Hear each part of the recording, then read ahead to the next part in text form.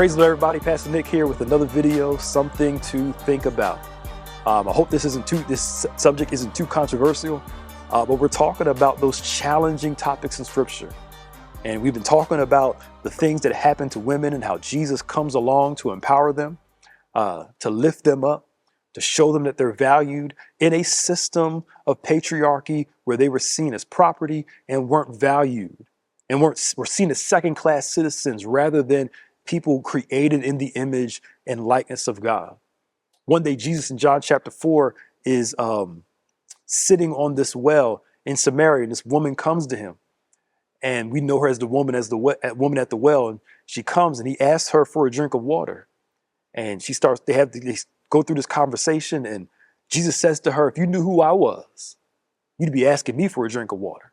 And he starts talking about how he can give her wells of everlasting life. And then she starts talking about the situation between the Jews and the Samaritans, how the Jews and Samaritans don't get along based off some racial and some national issue. And Jesus comes to fix that. But what I really want to get to is the interpretation of this woman.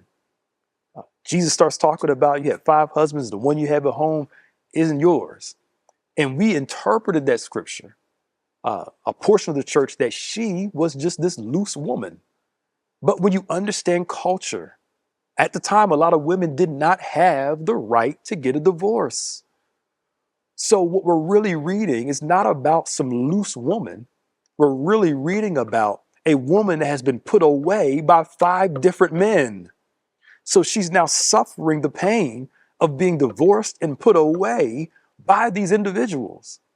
All right, there were times they had arranged marriages at the time and a whole bunch of other things. So Jesus is really fixing what a system has done to her.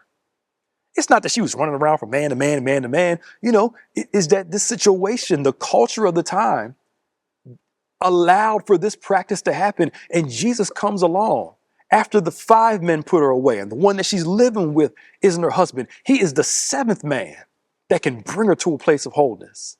And when she encounters Jesus, the 7th man, the one that loves her, the one that can protect her, the one that can elevate her, her life was radically changed from that moment forward.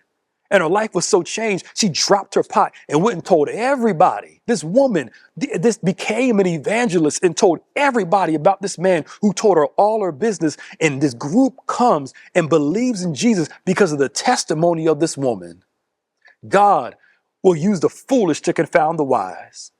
He called this woman that was looked at as property, this woman that has been outcast, this woman who's had this life experience, and he uses her to be the mouthpiece to go get other people. Just because you've been through a lot, it doesn't mean that God can't use you.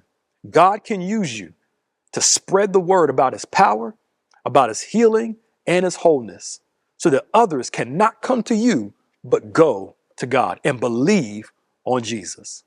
Jesus is about the empowerment of women.